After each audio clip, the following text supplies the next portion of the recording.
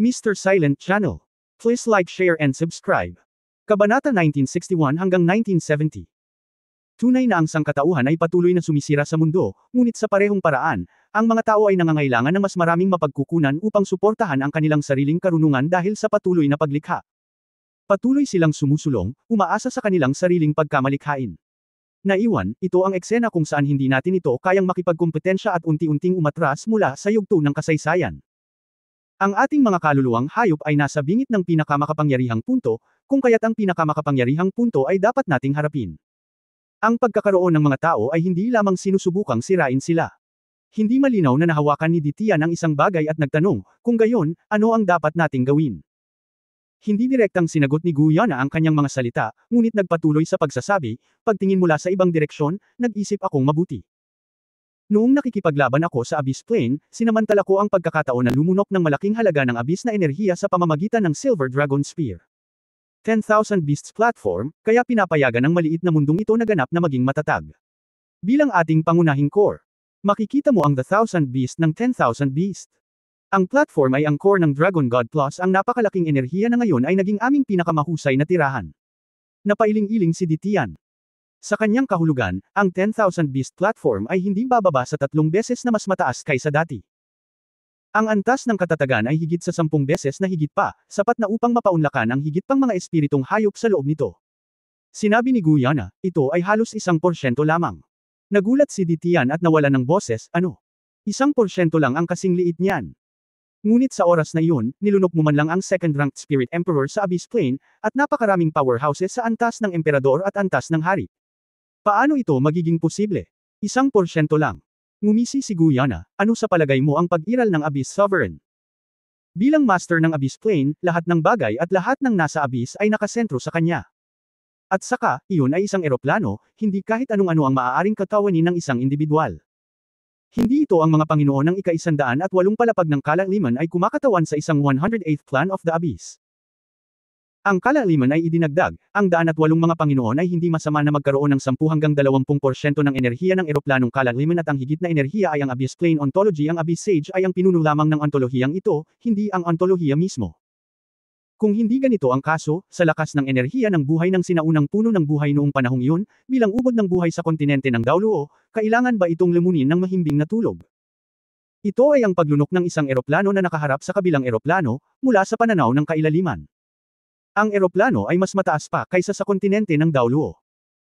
Bagamat ito ay hindi masasabing isang lunok, ngunit hindi ito maaaring sabihin ay halos isang tigre na lumulunok ng isang leon sa makatuwid, ito ay tumatagal ng mahabang panahon para sa panunaw at pagsipsip. Ang resulta ng pagtunaw at pagsipsip ay tiyak na ang buong kontinente ng Daoluo ay magbabago kasama nito.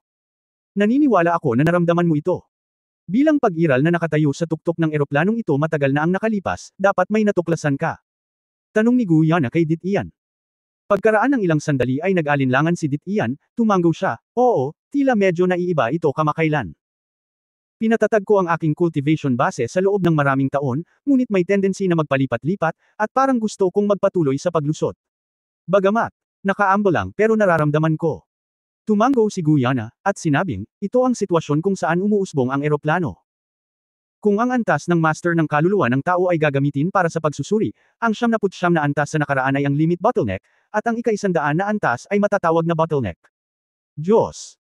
Pagkatapos, sa ebolusyon ng eroplano, ang ika-100 na antas sa nakaraan ay hindi na magiging pinakamataas na antas ng mundo, ngunit pagkatapos ay hindi na magiging pinakamataas na antas ng Du. Hindi na lamang isang purong mundo ng tao, ngunit ito ay isang demigod, kahit isang pag-iral na malapit sa kaharian ng Diyos maging ang kaharian ng Diyos na nasa mababang antas ay hindi na isang simpleng planeta. Niyugyug ni Ditian ang buong katawan niya, planetary evolution ba ito?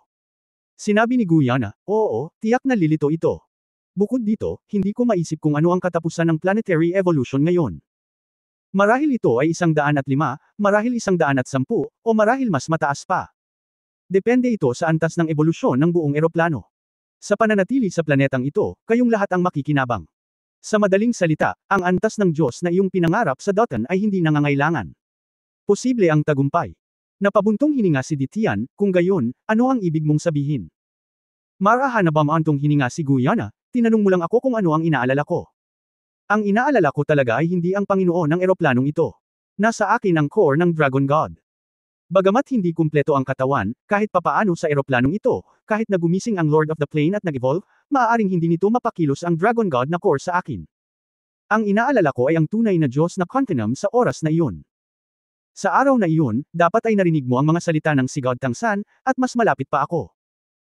Bilang isang Diyos na hari, sinabi niya ang isang bagay ng napakatatag, ang ganitong uri ng paniniwala, kahit nasa sansinukob, ay magiging isang lubhang nakakatakot na kapangyarihan. At ang lakas ni Tangsan, nakita mo rin ito. Huwag na nating pag-usapan ang tungkol sa kapangyarihan nitong labanan, ito lang ang 10,000 taon na plano A, maaari mo bang gawin ang Diyos? King. Ang una ay kayang kontrolin ang buong God Realm, kahit na ang Dragon God ay nabuhay na muli, natatakot ako na hindi ako makakalaban sa kanya kung talagang sirain natin ang buong mundo ng tao, kung gayon, kung isang araw, ang God Realm, ano ang mangyayari?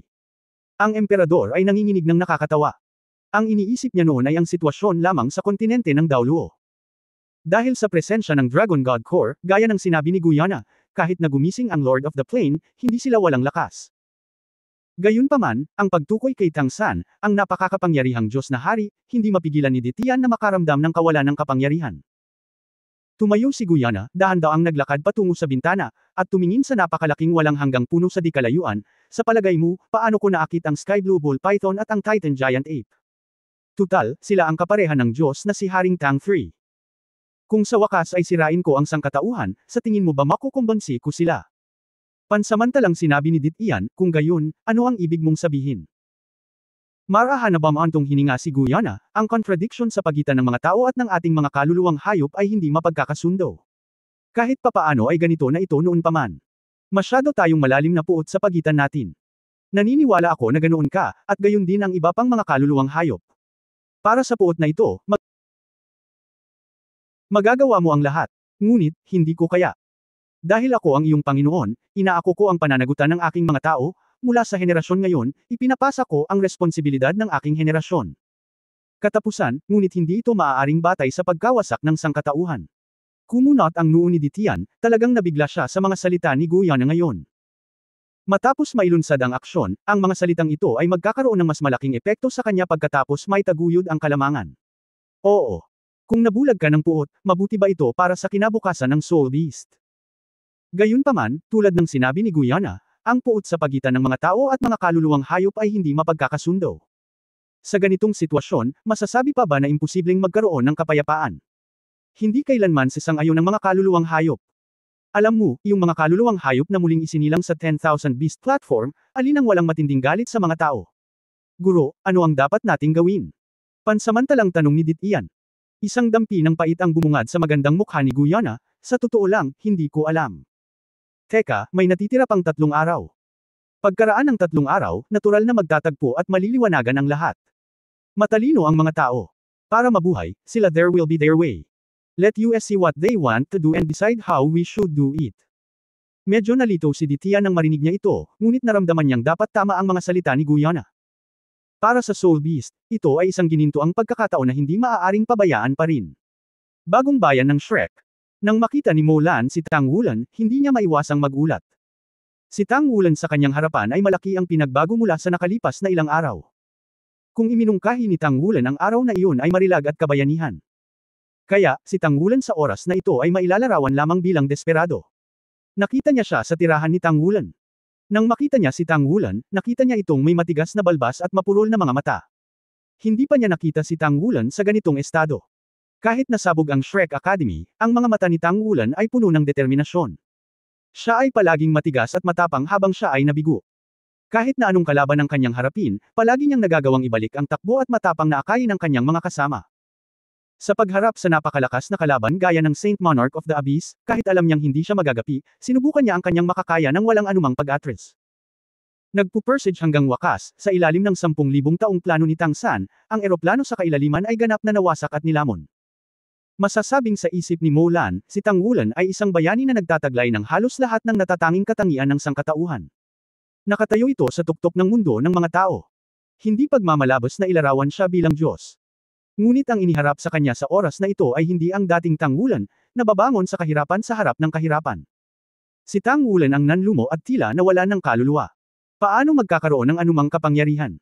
Nang makita siyang ganito, hindi napigilan ni Mulan na maasim, naaalala ang lahat ng uri niya. Ang mga miyembro ng pamilya ay sunod-sunod na namamatay sa kamay ng banal na espiritu. Sa panahong iyon, ang kanyang kalagayan ay hindi kasing ganda ng kay Tang Wulan ngayon. Hindi maaaring makatulong ngunit pukawin ang isang pakiramdam ng pagiging konektado sa kapalaran. Hindi siya masyadong nagsalita, humakbang lang siya at inilagay ang ulo ni Tang Wulan sa kanyang mga bisig. Walang pangungumbinsi, walang pasaway. Tahimik lang na yamakap sa kanyang ulo, hinayaan siyang sumandal sa sarili, na parabang pinapainit ang kanyang puso sa sarili niyang temperatura sa oras na ito. May kaunting pait sa mukha ni Tang Wulan, at bumulong-bulong siya, Sister Mo Lan, alam mo ba? Pagkatapos nating pag-usapan, kung gusto nating lutisin ang krisis na ito, ang dapat nating gawin ay hayaan ang mga kontrolado natin na maging malakas. Yaong mga wala sa kontrol. At kung gusto mong gawin ito, tanging. Sa puntong ito, bahagyang nanginginig ang kanyang katawan, at medyo hindi napigilan ang kanyang emosyon, dapat patayin si Guyu. Sa ganitong paraan lamang magising ang mga taong iyon. Sa ganitong paraan lamang tayo makakalaban sa mga espiritong hayop. Nanginginig ang katawan ni Mo Lan, at naunawaan niya kung bakit nasa ganoong masamang kalagayan si Tang Wulan sa oras na ito. Mapait na ngumiti si Tang Wulan, swerte ba ito sa paggawa ng mga tao? Sa totoo lang, kung may pagpipilian ako, mas gugustuhin kong maging isang ordinaryong tao. Sa unang pagkakataon sa aking buhay, hindi ko nais na maging isang soul master. Kung ako ay isang ordinaryong tao lamang, pagkatapos ay masaya akong makapag-asawa ng isang asawa at magkaroon ng mga anak, at maging ordinaryo sa aking minamahal. Mamuhay ng simple at ordinaryong buhay araw-araw. Kahit na may kapahamakan ako sa kanyang buhay, hindi ko kayang mapahamak araw-araw. Maging ganito, tortured. Sa oras na ito, tila walang buhay ang Dragon Emperor Dao Luo. Hindi pa rin nagsasalita si Mo Lan, ngunit tahimik na nakinig sa kanyang pag-amin. Ngunit ako ang anak ng hari ng Diyos, nasa akin ang dugo ng Haring Dragon King, at bahagi pa nga ako ng Dragon God. Ako ang Pavilion Master ng Sea God Pavilion ng Shrek Academy, at ako ang Master ng Tang Sect. Ang mga pagkakakilanlan na ito ang dahilan kung bakit ako naging hindi pangkaraniwan. Naglakad ako ng hakbang-hakbang at unti-unting tumayo sa tuktok ng mundo. Ngunit kung ano ang naging resulta ng pagkakaroon ko ng Diyos ay wala na. Sa totoo lang, matagal ko nang nahulaan ang pagkakakilanlan ni Guyu, at naramdaman ko pa nga. Nararamdaman ko na totoo ang nararamdaman niya para sa akin, at wala nang iba pa. Kapag magkasama tayo kapag kaharap ang Abyss Sovereign, bagamat napakalakas ng Abyss Sovereign, alam mo ba? Sa oras na iyon, masaya ang puso ko.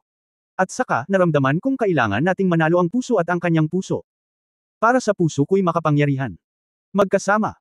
Sure enough, in the end we won, and everything is developing in the best direction. Everything seems so perfect. But, in this world, there is really no perfect thing, just, why in me, what is missing is the most important part. I just want to be with her. But even if I want to take her far and high, I can't do it. Just as I have a heavy responsibility on my body, so deeply on her. Lahat ay hindi sinasadya. Niyakap ng mahigpit ni Mo Lan ang mga kamay ni Tang Wulan, at unti-unting namula ang bilog ng kanyang mga mata. Oo. Tungkol sa sakit, ang aking nakababatang kapatid ay hindi nagdusa ng mas mababa kaysa sa kanyang sarili. Pagkatapos sabihin ang mga salitang ito, tila mas naging komportable si Tang Wulan. Pagkaraan ng ilang sandali, kumawala siya sa mga bisig ni Mo Lan, umupo ng tuwid, at tumingin sa punong ehekutibo ng Dao Luo Continent na nasa harapan niya. Ate, pwede mo bang sabihin sa akin kung ano ang dapat kong gawin? Mapait na sabi ni Tang Wulan. Tumingin sa kanya si Mo Lan, nangingilid ang luha sa kanyang mga mata. Wulan, hindi ordinaryo, dapat maganda. Nakarating ka na ba sa ospital? Sa ospital, ilang tao ang namatay dahil sa sakit. Sa mundong ito, lahat ng tao ay may kanya-kanyang masasakit na karanasan. So, may mga tao. Gaya nga ng sabi ko, tayong mga tao ay isinilang hindi para magsaya, kundi para magdusa. Iba na lang ang pagdurusa noon at pagkatapos, at iba ang panahon na mabuhay. Para sa amin, malinaw na wala ang mga ito. Lahat tayo ay may kakaiba, at nagkaroon tayo ng mga masasayang sandali. Ngunit mas maraming bagay ang responsibilidad. Nakakasakit sa atin ang responsibilidad, ngunit makakatakas tayo. Sabi ni Mo Lan dito, may kung anong kumislap sa kanyang mga mata, hindi tayo makakatakas. Sinubukan ng lahat na tumakas, ang ilan ay nakatakas, at nagtagumpay pa nga. Pero para sa atin, kung tayo ay nakatakas, libo-libo ang magiging tao. Libo-libong tao ang hindi makakatakas at kailangang harapin ang sakit. Noon, kapag namatay ang lahat ng miyembro ng pamilya ko, ang gusto ko lang gawin ay ang sundan sila ng gabing iyon. Matapang, ito ang palaging pinakabihirang birtod sa aking palagay, at ito rin ang pinakamahirap na makamit. Ang katapangan sa pagharap sa kalaban ay bahagi lamang nito, at ang tunay na katapangan ay ang kakayahang maging matapang sa harap ng iyong sarili. Sa katunayan, nagawa mo na ito. Napakahusay. Kahit napiliin mong tumakas ngayon, walang sisisihin sa iyo ang mundo. Dahil sobra-sobra na ang iyong nagawa sa mundo. Ngayon, nandito ako hindi para kumbansihin ka kung paano matapang na harapin ang sitwasyong nasa harapan mo. Ako ang papalit sa iyo. Kahit anong piliin mo, susuportahan ka ng kapatid ko. Sobra-sobra na ang ginawa mo. Nananatili kahit nagtagumpay man o kabiguan, anuman ang hinaharap, haharapin ito ni ate. Pagkatapos sabihin ito, biglang tumayo si Molan, itinaas ang kanyang kamay, at marahang hinawakan ang buhok ni Tangulan. Ang mga luha sa kanyang mga mata ay nawala, at napalitan ng isang uri ng kabaitan, kung ang aking anak ay nabubuhay pa, pagkatapos ng lahat ng mga taon na ito, marahil siya ay tumaas na kasing tangkad mo. Pagkatapos sabihin ito, ang kanyang mga mata ay naging kakaiba, at sa halip na magpakita ng sakit o kalungkutan, siya ay tumalikod at naglakad palabas. Wala siyang malaking lakas, o kahit kalahati ng kapangyarihan ng kaluluwa, siya ay isang ordinaryong tao lamang. Gayunpaman, sa mga mata ni Tangulan sa oras na ito, siya ay napakatatag at makapangyarihan. Bawat hakbang ay tila niyayanig ang mundo. Nakayanan ni Molan ang matinding sakit sa simula, hindi dahil sa kung gaano siya kalakas. Sa halip, sa oras na iyon ay may isang paniniwala na palaging sumusuporta sa kanya. Siya ay anak ng ama, asawa ng asawa, at ina ng anak na lalaki. Pagkatapos, tulad niya, ilang babae ang may parehong pagkakakilanlan sa Daoluo Continent. Mayroong 10,000 libo. Upang mas kaunting tao ang hindi na magdusa sa kanyang sakit, kailangan niyang tumayo. Pumunta at magtrabaho ng husto upang mapasaya ang mas maraming tao. Sa sandaling namatay ang pamilya, patay na si Molan. May isang matapang na katawan na buhay. Maglakas loob na harapin ang lahat. Ate. Biglang tumawag si Tangulan. Huminto si Molan at lumingon sa kanya. Huminga ng malalim si Tangulan, hakbang-hakbang na naglakad patungo kay Molan, naglakad sa harapan niya, biglang binuksan ang kanyang mga braso, at niyakap siya sa kanyang mga bisig. Ngumiti si Molan, nakangiting tumutulo ang mga luha. Ramdam niya kung gaano kainit ang yakap na ito. Ate, kamag-anak mo ako. Hindi ka nag-iisa sa mundong ito. Napaluha si Tangulan. Kuya, dahil hindi tayo makakatakas, harapin natin ito ng buong tapang. Hindi tayo natatakot sa mga bagay-bagay kapag may problema tayo. Bagong bayan ng Shrek. Sa labas ng lungsod, ito ay isang abalang eksena. Doon, oo, ilagay mo doon. Paano ang pagsasaayos ng detection device sa Position 1? Nakakonekta ba ito sa satellite na binuksan ng Federation sa atin? Nakumpleto na ba ang Soul Guidance Rocket Array sa pangalawang posisyon? Ano? Isang oras pa. Sinasabi ko sa iyo na bibigyan kita ng isa pang 20 minuto. Kung hindi ito makumplito sa loob ng 20 minuto, hintayin mo na lang ako. Well, okay. Bigyang pansin ang kaligtasan ng Soul-Guided Shell Storage. Nobody is allowed to use open flames near. Don't talk nonsense, I don't know that open fires usually will not affect the soul-guided shells. This is just in case. Once you die, it doesn't matter if you death, what about the people who hurt the entire city? Hala, tanga ka. Ganito ba ang setup ng system module na ito? Magsasayang ka pa ng kahit 5 minuto ng ganito. Paano kita tuturuan? Basura ka, anong masasabi mo kung walang matandang babae? Panay ang ingay ng mayabang na boses, pero ang nakakapagtaka, kahit sinong mapag-alitan ay minamadali niya lang ang sarili niyang gawin, kinakabahan at abala. Nakasuot ng sportswear si Ling Ziqhen, dahil abala siya, namumuuna ang pawis sa kanyang noo.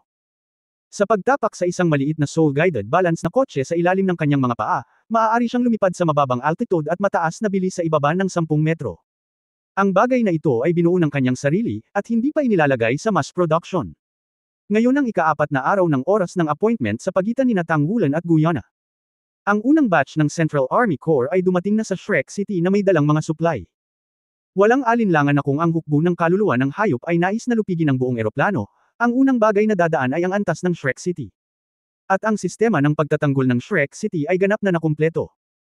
Ang tanging magandang balita ay ang lahat ng mga mananaliksik mula sa Tang Sect ay may mababang cultivation base at hindi nakakatugon sa mga kwalifikasyon upang pagsamahin ang 10,000 Year Souls o pumasok sa 10,000 Beast Platform. Panatilihin ito. Sa oras na ito, pinangunahan sila ni Ling Ziqhen na mag-ayos ng frontal defensive front, kabilang ang attack platform. Kung kilala lang siya sa loob ng Tang Sect bago ang Battle of the Abyss sa Far North, isa na siyang kilalang heroine sa buong kontinente. Ang imbentor ng kanya ng Eternal Kingdom, at sinubukan ang kanyang sariling paraan. Halos patay na. Kaagad pagkatapos, ginamit niya ang kanyang sarili bilang isang cannonball at binomba ang channel ng kalaliman ng walang pag-aalinlangan. Masasabing sa larangan ng digmaan laban sa Abyss Plane, siya ay isang tao na 2 beses na namatay. Paanong hindi makikilala ang gayong espiritu? Nang lumitaw ang hukbo ng espiritong hayop, siya ang unang tao na tumayo at nagsimula ng isang buong deployment. Kahit sa nakalipas na ilang araw ng depresyon ni Tang Wulan, si Ling Zichen ay naging pansamantalang Commander-in-Chief ng Shrek City. Sa kanyang mabangis na pagganap sa Far North, maging ang mga opisyal ng Central Army Corps ay lubos na kumbinsido sa kanya. Magkatabi silang nag-away noon. Kung walang huling-muling pagkabuhay, masasabing ang pagsasakripisyo sa sarili ni Ling Zichen ay nagbigay daan sa higit pa sa kanila na mabuhay. Sa wakas ay natapos na ni Ling Zichen ang ilan sa mga bagay. Tumangala siya sa malayong kalangitan, tumingin sa nagbabadyang siyam na kulay na halo sa kalangitan, at nagmura, ano ba? Gusto ito ni Lost Wulan. Humph, kung hindi dahil sa aking matandang babae. Ang walang hanggang kaharian ng langit ay narito. Isang putok ang pumatay sa iyo. Ang bastardo ni Tang Wulan ay pag-aari ng matandang babae. Humph, hintayin mong mamatay ka. Inilabas pa ng matandang babae ang ilalim ng kahon sa pagkakataong ito. Hindi ako naniniwala. Sa sandaling ito, biglang may panyo si Ling Zichen sa kanyang noo. Siya ay nagulat, at siya ay malapit nang umiwas ng hindi namamalayan, ngunit natagpuan na ang panyo ay pinunasan lamang ang pawis sa kanyang noo. Sino ba ang naglakas loob na hawakan ang aking matandang ina ng buong tapang at ayaw ng mabuhay, di ba? Galit na galit si Ling Zichen. Ang bastos sa bibig mo. May narinig na boses na walang magawa. Nakita lang ito ni Ling Zichen sa oras na ito, hindi ba si Tang Wulan ang lumitaw sa tabi niya? Sa oras na ito, nagbago si Tang Wulan sa uniforme ng Shrek Academy. Green ang kulay ng uniforme ni Shrek, puno ng sigla. Anong ginagawa mo? Inaaliw ang matandang babae. Galit na sabi ni Ling Zichen. Bahagyang ngumiti si Tang Wulan, gusto ko lang malaman, kung ano ang sinabi mo, ano ang ilalim ng kahon. Binigyan siya ni Ling Zichen ng isang puting tingin, bakit ko sasabihin sa iyo? Hindi ko sasabihin, ano ang problema mo? Walang magawa si Tang Wulan, Zichen, salamat. Saglit na natigilan si Ling Zichen, at hindi niya inaasahan na ganito ang magiging reaksyon ni Tang Wulan. Hindi ka pumunta dito. Hindi ka kailangan ng matandang babae na magpadala ng card ng mabuting tao. Gaya ng sinabi niya, tumalikod siya. Ngumiti si Tang Wulan, abala ka, aalis na ako. Hoy! Bigla siyang pinigilan ni Ling Zichen. Ano pa? Tanong ni Tang Wulan. Sinabi ni Ling Zichen, okay ka lang ba? Nang tanungin niya ang pangungusap na ito, sa wakas ay lamambot ang kanyang boses. Ngumiti si Tang Wulan at umiling, kailangan ko lagi itong harapin, hindi ba? Hindi lang para sa sarili ko, kundi para din sa libu-libong ordinaryong tao na mamuhay ng normal. Habang nagsasalita, kumaway siya kay Ling Zichen. Umalis ka na. Habang pinapanood siyang umalis, naaalala ang mga salita sa kanyang bibig, ipinakita ni Ling Zichen ang isang komplikadong kulay sa kanyang mga mata. Ito ay isang hitsura na may halong komplikadong mga emosyon tulad ng pagkabalisa, galit, buntong hininga, at ayaw. Marahil ang pinaka sa kanila ay, selos. Hinarap muli ng Spirit Chuan Pagoda ang Shrek Academy. Marahil ang dalawang organisasyong ito ay likas na magkaaway. Mula sa panahon ng immortal na pamilya, ang Spirit Tower ay nakipagsabuatan sa banal na espiritu upang pasabugan ang Shrek Academy. Sa sandaling ito, ipinakita ng Silver Dragon Princess na si Guyana ang katotohanan na siya ang Diyos ng mga Soul Beast, ang Silver Dragon King, ang kinokontrol ang Soul Master at pinangunahan ang Soul Beast na ipaghiganti ang sangkatauhan. Ang mga nahihirapan ay mga taong Shrek. Ang sakuna na iniwan ng Big Bang noong taong iyon ay sariwa pa sa alaala, ito ay milyon-milyong nasawi. Marahil ito mismo ang malaking sakuna sa Daoluo Continent, ang Holy Spirit Sect, ang Abyss Plane, hanggang sa kasalukuyang 10,000 Beast Platform. Ang tatlong sakuna ay na-trauma hindi lamang sa mga nilalang sa mainland, kundi pati na rin sa puso ng tao. Nagkagulo ang mainland. Maraming balita ang hindi maiiwasan. Ngayon ay mapapanatili lamang ito ng sistemang militar at politika. Bilang bagong tagapagsalita, ginagamit ni Mulan ang kanyang mga aksyon para makuha ang tiwala ng mga tao sa kanya. Sumugod na siya sa frontline sa unang pagkakataon at dumating sa Shrek New City. Sinabi niya sa mga tao na kung gusto ng Soul Beast na salakayin ang mainland, tatapakan muna nito ang kanyang bangkay. Lalong prangka na binanggit ni Mulan ang tungkol sa relasyon sa pagitan ng mga Panginoon ng kaluluwa ng tao at mga kaluluwang hayop, na kinikilala na ang mga kahihinatnan ng lahat ng ito ngayon ay dahil sa pang-aapi ng mga kaluluwang hayop ng sangkatauhan, at ito ay isang backlash na dulot ng isyu ng balanseng ekolohiya. Nalutas ni God King Tang San, Planar Lord Tang Hao, at Life Core Ayin ang problema ng sigla ng Daoluo Star, ngunit ang isyu ng Soul Beast na nasa bingit ng pagkalipol ay hindi kailanman tunay na nalutas. Sino ang mag-aakala na ang Soul Beast na nasa bingit ng pagkalipol ay biglang maglulunsad ng ganoong counterattack? At ito ay walang alinlangan na isang matinding dagok, na tumatama sa mahalagang punto ng sangkatauhan. 10,000 taon na ang nakalilipas, noong nilikha ni Lingbing Daoluo Wu Yuhao ang Spirit Transferring Pagoda, talagang sinubukan niyang lutisin ang problemang ito mula noon. Nakuha din ang pag-aproba ng Diyos ng hayop na si Emperor Tian noong panahong iyon. Ngunit sa paglipas ng panahon, ang direksyon ng tore ng paghahatid ng espiritu ay nagsimulang lumihis at nagsimulang umunlad sa ibang direksyon, at ang kawalan ng balanse ng kapangyarihan sa pagitan ng mga tao at mga kaluluwang hayop at ang kasakiman at pagnanasa ng tao ay nagpahirap din sa kanila sa mundo ng mga kaluluwang hayop. At ang kaluluwang hayop sa oras na iyon ay hindi na makalaban. Ang pangwakas na resulta ay walang alinlangan na lumabag sa kagustuhan ni Lingbing Daoluo noon, ngunit ang pagkakamali ay nagawa, at ngayon ay kailangan niyang tanggapin ang mga kahihinatnan. Sinabi ni Molan sa mga tao na ang mga kahihinatnan ay dapat tanggapin ng buong tapang at harapin ng direkta. Ngunit sa parehong paraan, ang mga tao ay hindi kailanman madaling talunin. Muli niyang pinatatag ang puso ng mga tao, at least bago pa talaga dumating ang sakuna na dala ng Soul Beast, wala nang malakihang gulo. Gayunpaman, ang lahat ng ito ay nakasalalay sa huling resulta, dahil ang 5 araw ay tapos na. Sa malayong kalangitan, ang 9 na kulay na liwanag na ulap ay naging maliwanag, at isang malaking bilang ng mga kaluluwang hayop ang bumaba mula sa kalangitan. Ang mga lumilipad na kaluluwang hayop ay nagdala ng mga landing soul beast at dumaong sa kapatagan sa maayos na paraan, na nakaayos sa mga porma sayon-ayon sa iba't ibang lahi, tulad ng isang hukbo ng tao. Pangkalahatan. Ilang makapangyarihang 10,000 years soul beasts ang lahat ay lumipad sa himpapawid, nagpapalabas ng marilag at mabangis na prestihiyo. Sa kontinente ng Daoluo, hindi ko alam kung gaano katagal na hindi ganoon karaming mga kaluluwang hayop. Maging ang Soul Master ay magugulat kapag nakita niya ito, ganito pala ang Soul Beast. Alam mo, ang huling alon ng hayop ay nangyari 10,000 taon na ang nakalilipas. At ang bilang ng mga kaluluwang hayop na lumitaw sa oras na ito ay sapat na upang lumampas sa 1,000,000, tiyak na mas maunlad kaysa 10,000 taon na ang nakalilipas. Hindi lang ang mga tao ng Daoluo Continent ang kailangang magpasalamat sa Abyss Plane, kundi pati na rin ang mga Soul Beast na naninirahan sa 10,000 Beast Platform. Kung ito lamang ang core ng Dragon God at ang 10,000 Beast Platform mismo, magiging imposible para sa napakaraming makapangyarihang Soul Beast na mabubuo sa ganoong kaikling panahon. Ang dinadala ni Daming at Erming sa One Beast Terrace ay ang pundasyon. At ang dinadala ng Dragon God Core sa 10,000 Beast Platform ay ang kaluluwa. Sa wakas, sa pamamagitan ng suplemento ng sigla, ginampanan ng Dragon God Core ang tungkulin nito sa pagtataguyod ng pagpaparami. Ang malaking halaga ng enerhiya ng buhay sa Abyss Plane ay nagbigay sa 10,000 Beasts Platform ng kasalukuyang sukat nito. Gayunpaman, kahit milyon-milyong mga kaluluwang hayop ay hindi nakakatakot sa mundo ng mga tao. Walang kakayahan ng mga Soul Beast na muling buuin ang mga nilalang sa kailaliman, at sapat na ang teknolohiyang ginagabayan ng kaluluwa ng tao upang labanan ang bilang ng mga Soul Beast na ito. Hindi rin naman masyadong mawawala. Gayunpaman, kabilang sa mga espiritong hayop na ito, ang libu-libong Panginoon ng espiritu ay talagang nakamamatay. Lalo na ang ilan sa kanila ay partikular na makapangyarihan. Halimbawa, maraming korona ng Temple of War, Shrek Academy, at Tang Sect. Sila ang tunay na malaking problema.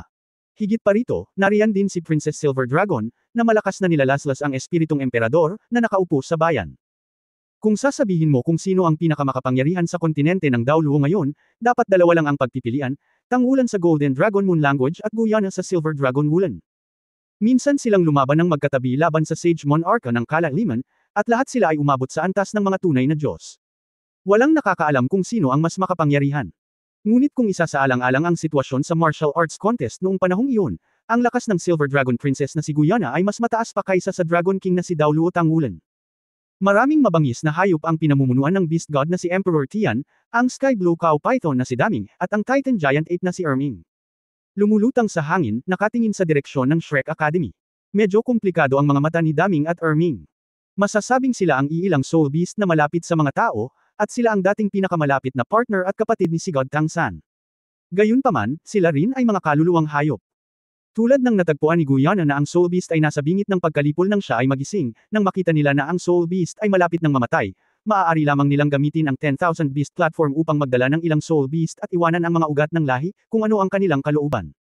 Mababa. Dati sila ay nasa God Realm, kaya mas naiintindihan nila, sa God Realm. Anong uri ng katayuan ng sagradong hayop, ito ay halos isang ipinagbabawal na pag-iral. Kahit na sila, dapat silang manatili sa anyo ng tao sa God Realm. Hindi lamang ang Daoluo Continent ay hindi patas sa Soul Beast, ang God Realm ay hindi rin patas sa Divine Beast. Sa makatuwid, nang hawakan ni Guyana ang core ng Dragon God para hanapin sila, hinipo niya lamang sila ng ilang salita at pinasya silang makipagtulungan sa Silver Dragon King upang payagan ang Spirit Beast na bumangon muli sa Daoluo Continent. Gayunpaman, ang kalaban na kinakaharap nila ngayon ay ang kanilang mabuting kapatid, ang anak ni si God Tang San, na si Tang Wulan na lumaki sa kanila noon. Tulad ng sinabi ni Guyana, ang kanyang pagkakakilanlan bilang Silver Dragon King ay itinadhana na maging imposible na tunay na makasama si Tang Wulan. Kinakatawan nila ang iba't ibang lahi. Magkasalungat na lahi. Ito ay tiyak na mapapahamak, ang pag-ibig sa pagitan nila ay magiging isang trahedya. Para kay Tang Wulan, ang trahedyang ito ay isang outbreak 5 araw na ang nakakaraan. Ngunit para kay Guyana, ilang taon ng pagdurusa. Alam na hindi siya dapat umibig sa kanya, ngunit umibig pa rin sa kanya nang hindi mapigilan. Ang lungkot na tiniis niya sa kanyang puso ay hindi lamang nitong 5 araw, kundi araw at gabi. Kahit sino ang manalo o matalo, ngayon ay maaaring simula at wakas ng isang trahedya. Medyo pinagsisihan pa ni Daming at Erming, at alam nilang ganito rin ang mangyayari sa huli. Ang Daoluo Continental Plane ay maaaring maglagay muli ng sarili nitong enerhiya sa buhay sa pamamagitan ng paglunok sa Abyss Plane. Hindi sila dapat sumang-ayon sa kooperasyon ng Silver Dragon King sa simula. Kung ganoon, sa katayuan ni Tang Wulan ngayon, kasama ang kawalan ng God Realm. Siya ay tatayo sa tugatog ng mundo ng mga tao nang hindi bababa sa daan-daang taon sa hinaharap. Ang pagbaligtad ng pananaw ng tao sa mga espiritong hayop at pagpaparami ng mga espiritong hayop sa pamamagitan ng 10,000 Beast Platform ay maaaring hindi makahadlang sa mga espiritong hayop na mabuhay ng mapayapa kasama ng mga tao. Sa kasamaang palad, ang lahat ng ito ay hindi na maibabalik. Ngayon ay hindi na rin nila ito makontrol. Sa kabutihang palad, sa kanilang pakikipag-usap kay Guyana, naramdaman nila na ang ilan sa kanyang mga iniisip ay hindi talaga sisira sa lahat ng tao. Isang grupo ng mga figure ang lumipad palabas mula sa Spirit Spreading Pagoda, ito ay ang maraming makapangyarihang lalaki mula sa mga tao, na pinamumunuan ng Spirit Spreading Pagoda, Temple of War, Shrek Academy, at Tang Sect. Mayroon ding ilang mga Soul Master na may makapangyarihang cultivation base at mga kakayahan sa paglipad sa itaas ng ikapitong singsing, lahat ay lumilitaw sa hangin. Blanca pa rin ang kanilang mga mata, halatang hindi napigilan ang sarili, at nasa estado pa rin sila ng ganap na kontrol. Sa sandaling ito, sa malayo, sa direksyon ng Shrek New City. Ang malalaking bahagi ng liwanag at anino ay lumipad at tumaas sa hangin. Sa loob lamang ng 5 araw, inilipat ni Mulan ang halos lahat ng pangunahing kapangyarihang panlaban ng hukbo na maaaring pakilusan sa Shrek.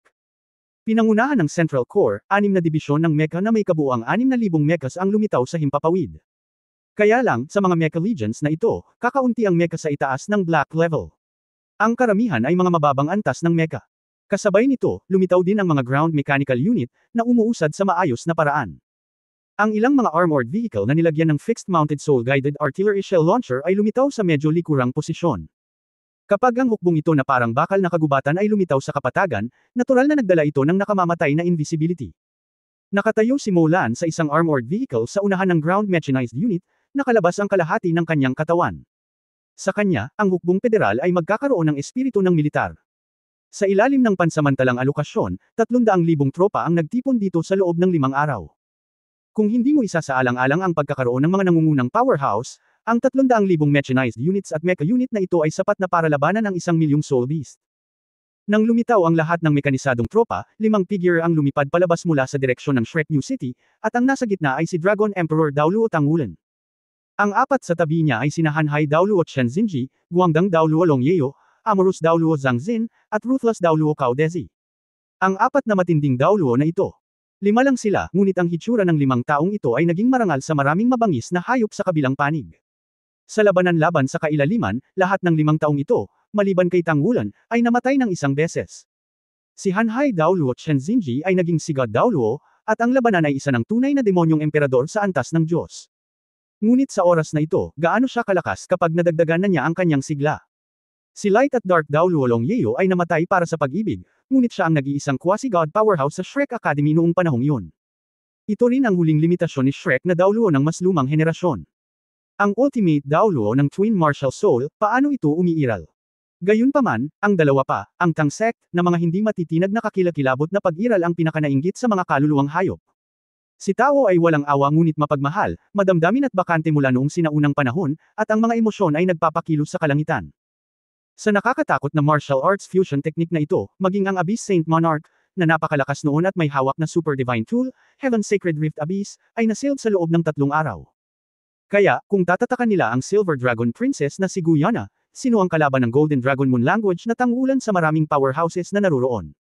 Kaya naman, kahit na ang Soul Beast side ay nakakuha na ng absolute advantage, kapag nakaharap sa ganong lineup sa harap niya, hindi pa rin ito maiwasang maging Soul Emna. Ang paghahambing ng lakas ay hindi tinutukoy ng bilang ng mga tao. Ang 5 nangungunang mga powerhouse sa panig ng tao ay may posibilidad pa ring ibalik ang mga bagay. Sa sandaling ito, isang pilak na figure ang lumipad palabas mula sa Spirit Transmission Tower. With silver hair and purple eyes, napakaganda pa rin niya. Dati siyang idolo ng libu-libong tao, isang diyosa sa isipan ng maraming kabataan. Kahit sa sandaling ito, nakatayo na siya sa kabilang panig ng sangkatauhan, at hindi makapaniwala ang mga kabataang nahuhumaling sa kanya. Nasa kanya ang halos lahat ng pinapangarap ng isang babae, tulad ng magandang mukha, kaakit-akit na figure, mahusay na lakas, at matayog na katayuan. Gayunpaman, ang lahat ng ito ay nabaligtad dahil siya ang Silver Dragon King. Ang lahat ng nasa harap natin ay malamang na isang digmaan sa pagitan ng mga lahi, at ang gayong digmaan ay nakatadhana para sa sangkatauhan na mauwi sa pagkalipol o upang mabuhay at umunlad. Kahit na malayo pa ito, sa sandaling lumitaw si Guyana, ang tingin ni Tang Wulan ay nabaling na sa kanya dahil sa traksayo ni Qi. Sa pagitan ng apat na mata na magkaharap, pareho silang mukhang kalmado sa ibabaw. Gayunpaman, sa kanilang mga puso, ito ba ay talagang napakapayapa? Ang buong kapatagan ay naging tahimik din sa isang iglap, at ang mga hukbo ng magkabilang panig ay huminto mga 10 kilometro ang layo. Isang bagzo ng hangin ang umihip, at isang malansa na hangin ang bumalot sa malaking hanay ng Soul Beast. Ang malalim na dagindong, na puno ng masasamang tingin sa mga tao, ay nagpabagabag sa hukbo ng kaluluwang hayop. Hinintay lang nila ang utos ni Princess Silver Dragon na maglunsad ng Beast Wave laban sa hukbo ng tao. Ang mga mekanisadong puwersa ng tao ay nakatutok lahat ng kanilang mga muzzle sa tapat, at naghihintay din sila ng mga order. Silver Dragon King. Isang malinaw na boses ang kumalat sa Soul Guide loudspeaker sa buong audience. Nakakagulat na asul ang tinta. Any advice? Likas na nakilala ni Guyana si Molan, at sa kanyang paningin, malinaw niyang nakikita ito kahit na 10,000 metro ang layo nito. Siyempre alam din niya ang relasyon sa pagitan ng bagong tagapagsalita at ni Tang Wulan. Nang sabihin niya kay Ditya na may mga natatanging tao sa mga tao, natural na kasama nito si Molan. Mataimtim na sinabi ni Molan, ngayon, tiniis ng mainland ang impact mula sa Abyss Plane, at nagsimulang gumaling. Pinangungunahan mo ba ang Soul Beast na sirain ang kapayapaang ito? Mahina na sinabi ni Guyana, mahal na tagapagsalita, dapat mong maunawaan kung bakit tayo naririto. Tama, sadyang pinili namin ang oras na ito. Wala ka ng mapanirang sandata gaya ng Eternal Kingdom, at wala ng eroplano. Ang suporta ng Panginoon. Ang pagsasaayos ng maraming taon ay humingi ng paliwanag mula sa inyong mga tao ngayon. Lahat ngayon ay sanhi ng inyong mga tao. Sinabi ni Molan, kamahalan na Silver Dragon King, naiintindihan ko ang iyong sinabi. Ngunit, hindi ito walang kinikilingan. Noon pa man noong unang panahon, sa panahon ng mahina at malakas. Paano tayo tinatrato ng Soul Beast na mga tao? Ayon sa Federation ayon sa mga makasaysayang talaan, sa panahong iyon. Soul Beasts ang namuno sa buong Daoluo Continent. At tayong mga tao ay mga mata ng Soul Beast. Ay walang iba kundi ang mahinang pag-iral na walang kapangyarihang magbigkis ng mga manok. Ito ang nagsisilbing rasyon para sa kaluluwang hayop. Ilang tao ang nawalan ng buhay sa bibig ng iyong kaluluwang hayop at naging iyong pagkain. Ang contradiction sa pagitan ng mga tao at mga kaluluwang hayop ay tiyak na hindi lamang dahil ang mga Panginoon ng kaluluwa ng tao ay nangangailangan ng mga singsing ng kaluluwa. Wala na ito ngayon. Ito ay dahil ang dalawang lahi ay nagbanggaan mula noong sinaunang panahon. At ang balanse ay patuloy na nagbabago. Ang ating tao ay mahina, ngunit mayroon tayong pagkamalikhain na hindi mo alam. Unti-unti nating kinokontrol ang kapangyarihan ng mundong ito, at lumilitaw ang isang kaluluwang Panginoon. Hakbang-hakbang, mayroon tayong matatag na kinatatayuan. Ang lungsod ay nilikha upang labanan ang pagpatay sa mga kaluluwang hayop. Sa loob ng 10,000 taon, ang mga tao ay umunlad at dumami hakbang-hakbang. Unti-unti mula sa mahinang posisyon, inamin ko na nawala ang posisyon na iyon sa isang malakas na posisyon. Mas malakas na lakas, aapihin ka namin at papatayin ang mga kaluluwang hayop, gayunpaman, sa prosesong ito, sinubukan din namin ng gusto, tulad ng pagtatayo ng Spirit Transmission Tower, upang mapalitan ang Spirit Ring ng Espiritu. Hanggang ngayon, ang mga tao at mga kaluluwang hayop ay may mas mataas na antas ng karunungan. Para sa mga tao, ang mga kaluluwang hayop ay kailangan din upang sama-samang mapanatili ang ekolohikal na balanse. Ang panahon ay kinuha ang pangunahing agos mula sa mga unang kaluluwang hayop, nang aapi tayong mga tao, hanggang sa ang mga tao ay sumasakop sa pangunahing posisyon upang apihin ang mga kaluluwang hayop, at ngayon kahit na ang mga kaluluwang hayop ay nasa bingit na ng pagwawasak. Sangkatauhan, maaari ka bang magkaroon ng anumang magagandang resulta? Nawala ang buong mundo, naniniwala akong lilito itong muli sa dalawang kontinente, Xingluo at Daoling, ang naghihintay sa iyo ay ang paghihiganti ng sangkatauhan sa hinaharap. Mahina na sinabi ni Guyana, huwag mong palakihin ang iyong Lord of the Plains. Kahit na siya ay lumitaw, hindi ito titigil sa ating mga kilos. Speaker, walang silbi na magsabi pa. Hindi tayo magkalahi, at lahat tayo ay may kanya-kanyang kagustuhan at kahilingan. Ang nais ng ating kaluluwang hayop ay bumalik sa mundong ito at maibalik ang orihinal na pag-aari natin. Maningning ang mga mata ni Molan, oo, magkaiba tayo ng hiling at hinihingi, ngunit bakit hindi tayo maghanap ng pinagkasunduan habang inilalaan ang mga pagkakaiba? Hindi natin iniisip ang pagdami ng mga espiritong hayop, ngunit ang kailangan natin ay isang mapayapang paraan. Ang iyong kamahalan na Haring Dragon ay handa, maaari muna tayong makipag-ayos at gumamit ng negosasyon upang malutas ang kasalukuyang mga pagkakaiba. Negosasyon. Ito ang layunin ni Molan. Siyempre alam niya na ang mga tao ay nasa isang ganap na disadvantage na posisyon. Sa kasong ito, kung maaari nilang hawakan ang kabilang panig sa pamamagitan ng negosasyon, o maaari silang talagang maghanap ng karaniwang batayan habang inilalaan ang mga pagkakaiba. Pagkatapos ay magkakaroon ng higit pang mga pagkakataon para sa sangkatauhan. Ang digmaang ito ay tiyak na hindi ang gusto niyang labanan. Kapag nagsimula na ang digmaan, lalo lamang lalalim ang puot sa pagitan ng magkabilang panig. Walang Diyos ang maaaring dumating at bumuhay ng mga patay. Sa makatuwid, ang pinakamahusay na oras upang makipag-ayos ay bago magsimula ang digmaan. Ang mabangis na mga hayop sa kalangitan ay tumingin lahat kay Guyana. Hindi talaga sila nag-aalala sa sinabi ni Molan. Malaki pa rin ang agwat sa pagitan ng lakas ng dalawang panig. Ang pinaka-inaalala nila ay ang ugali ni Guyana. Pagkatapos ng lahat, nagkaroon siya ng ganoong relasyon kay Tangwulan. At ang kanyang saloobin din ang magdedetermina ng lahat. Natahimik sandali si Guyana, at sa ilalim ng tingin ng maraming mabangis na hayop, malamig siyang bamantong hininga, nakikipagnegosasyon ka ba? Pag-usapan natin ito. Kung matutugunan mo ang ilan sa aming mga kondisyon, hindi na natin kailangang simulan ang beast wave na ito. Nang marinig ang kanyang sinabi, gumaan muna ang pakiramdam ni Daming at Erming. Ngunit ang Diyos ng hayop na si Emperor Tian ay lubhang nababalisa, magsasalita pa lamang. Bigla, naramdaman niya ang isang nakakatakot na pakiramdam nang biglang dumating, at biglang pinigilan ang sinabi niya sa kanyang mga labi. Ito ay hindi kasing ganda ng lahat ng umupo at mag-usap. Paano kung nasa kapatagan na ito? Nagmamadaling hinampes ni Molan ang plansya habang mainit ito, at agad na nag-propose. Oo, ikaw lang ang kinakausap ko. Mahinang sabi ni Guyana. Tumangala si Molan kay Tangwulan sa hangin, at tumanggaw si Tangwulan sa kanya. Bagamat ang dalawang panig ay ganap na ngayong magkasalungat, mayroon pa rin silang tiwala kay Guyana.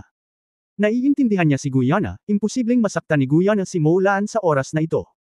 Nagutos si Molan, at ang armored vehicle na kanyang sinasakyan ay dahan-daang sumulong, patungo sa direksyon ng Kawan. Sa likod niya ay isang hukbo ng daan-daang libong tao, at sa harap niya ay 1,000,000 kaluluwang hayop. Sa napakalaking eksena, nakatayo siya roon, si Yuan Yuji, hindi halos nanginginig o duwag. Pinatahimik ng mga taong nakapanood ng eksenang ito sa pamamagitan ng satellite broadcast ang kanilang mga pusong hindi mapakali. Ang kinalabasan ng negosasyon ay walang alinlangan na napakahalaga, ngunit ang lakas ng loob ay mahalaga din. Lumakas ang suporta ng bagong tagapagsalita sa kanilang mga puso. Masasabing ang Molan sa panahong ito ay halos ang taong may pinakamataas na suporta mula nang mabuo ang Federation sa Daoluo Continent.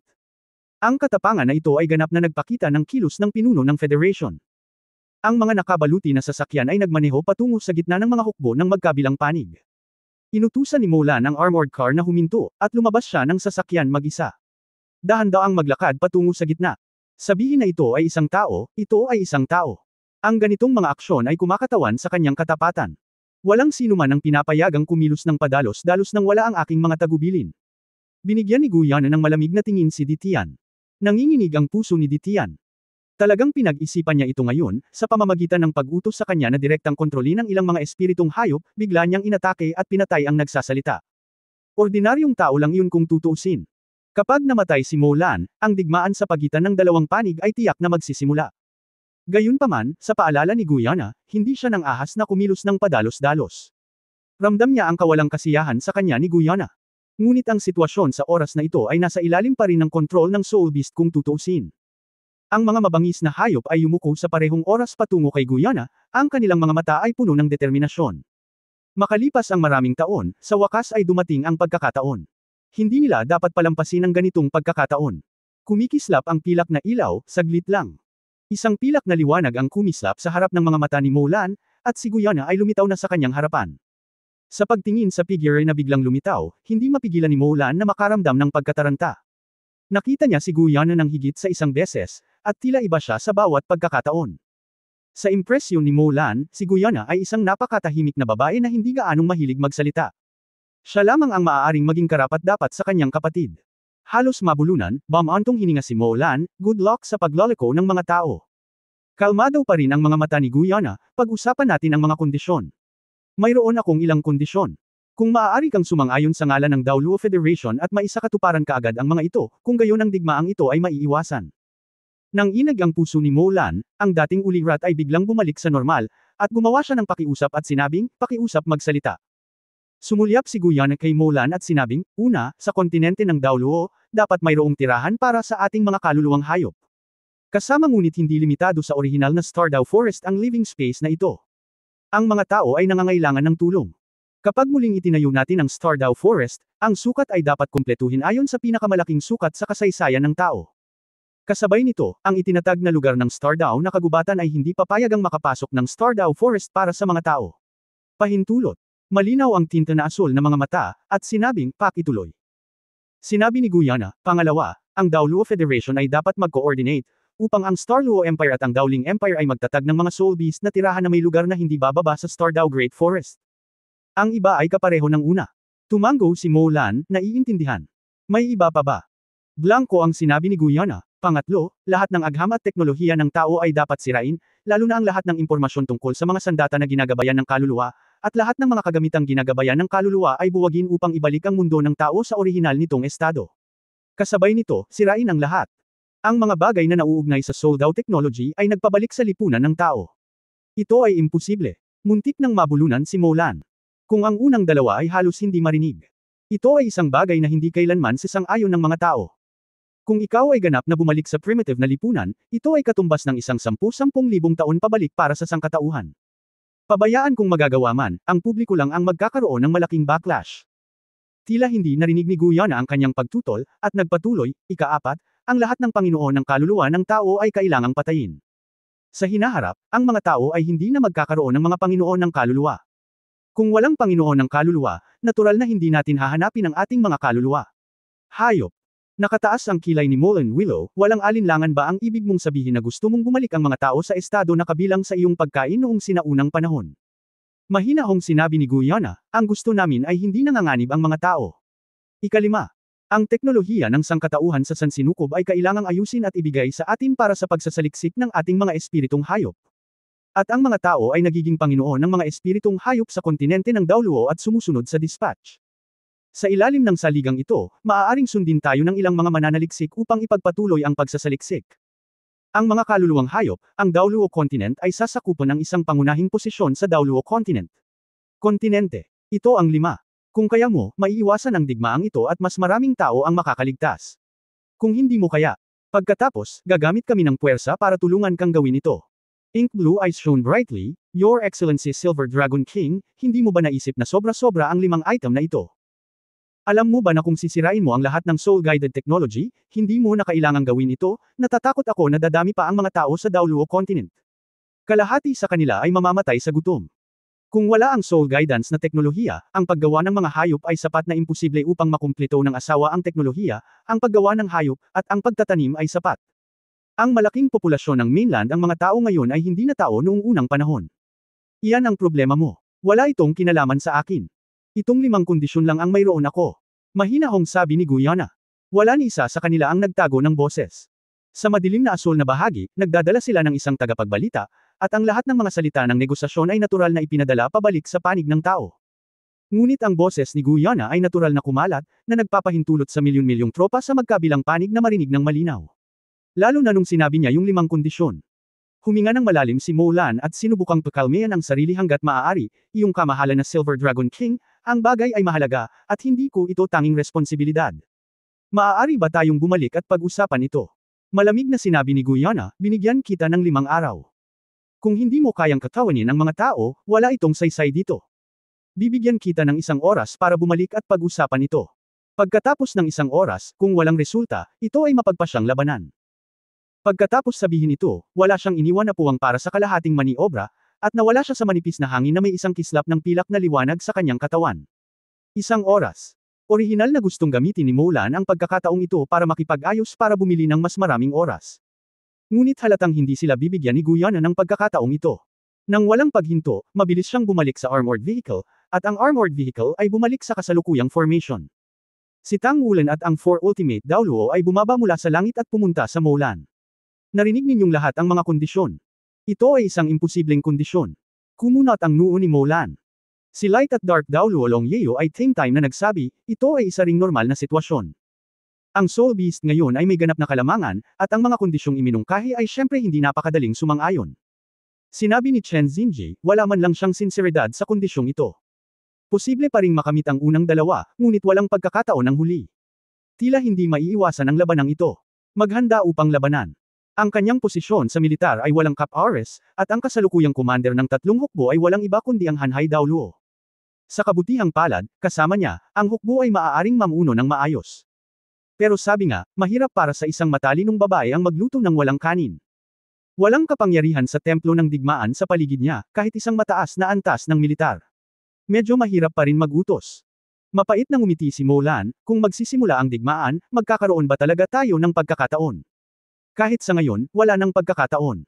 Wulan, umalis ka na. Ikaw lang ang makapagbibigay ng pag-asa sa hinaharap. Bigla niyang sinabi kay Tang Wulan said. Ang mga kondisyon na inihain ni Guyana, kinailangan pa niyang talakayin sa parliamento sa pamamagitan ng Soul Guidance Communicator, alam na hinding-hindi ito papasa. Ang mga kondisyong iyon ay karaniwang nangangailangan ng mga tao na katayin ng mga kaluluwang hayop. Umiling si Tang Wulan, paano ako pupunta? Nasa harap ko lang ang pagkakataon.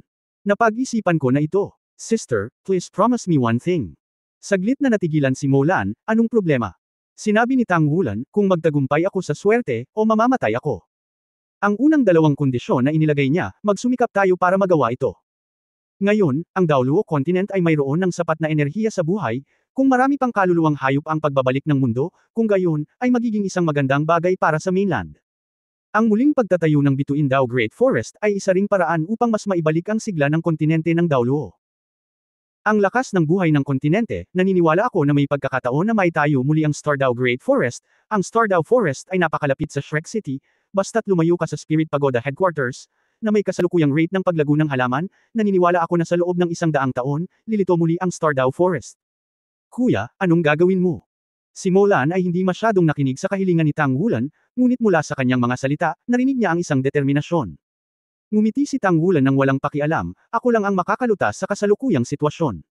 Sister, ikaw na ngayon ang speaker ng Federation. Naniniwala akong magagawa mo ito. Pagkatapos sabihin ito, ang gintong liwanag sa katawan ni Tang Wulan ay kumikislap, at ang katawan ng tao ay bumangon na at lumipad patungo sa espiritong hayop. Nagkatinginan ng apat na Ultimate Daoluo, at nakita nilang lahat ang dignidad sa mga mata ng isa't isa. Lumipad din ang apat, hinabol si Tang Wulan. Kumunot ang noo ni Molan, nakaramdam ng kaunting pagkabalisa sa kanyang puso. Kahit na hindi niya alam kung ano ang gagawin ni Tang Wulan, ngunit ang mga salita ni Tang Wulan ngayon ay malinaw na mapagpasyahan. Ang mas mapurol siya, mas ipinapakita niya ang kanyang panloob na katatagan sa oras na ito. Nang makita ang 5 tao ni Tang Wulan na lumilipad, maraming mabangis na hayop ang agad na pumila. Naging komplikado din ang mga mata ni na Daming at Erming. Lumingon si Daming kay Guyana, at same time na sinabi, kung si Wulan, tulungan lang natin ang isa't isa. Hindi man lang siya pinuntahan ni Guyana, tahimik lang siyang tumango, okay. Papalapit na ang dalawang partido, at ang nakakagulat kay Guyana ay suot pa rin ni Tang Wulan ngayon ang gown na dumating para mag-propose sa kanya noong araw na iyon. Guwapo pa rin at matangkad. Ibinaba niya ang kanyang ulo at sinulyapan ang kaliwang kamay. Nakasuot ang dark blue na singsing sa kanyang singsing na daliri, at hindi pa niya ito hinuhubad mula nang isuot niya ito sa kanya noong araw na iyon. Tumigil ka. Malakas na sumigaw si Ditian, na nagpatigil sa pagsulong na figure ni Tang Wulan.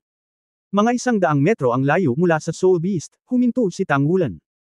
Bagamat 5 lamang sila, nang lumitaw si Tang Wulan sa kanilang harapan, kahit nasa antas ng cultivation ni Ditian, nakaramdam pa rin siya ng matinding pressure. Ang tingin ni Tang Wulan ay tumawid sa mga Soul Master na iyon na may mga blankong mata, at dumaan sa maraming mabangis na hayop, at sa wakas ay tumigil sa mukha ni Guyana. Your Excellency, Silver Dragon King, pareho tayong kumakatawan sa pinakamalakas na combat effectiveness ng magkabilang panig.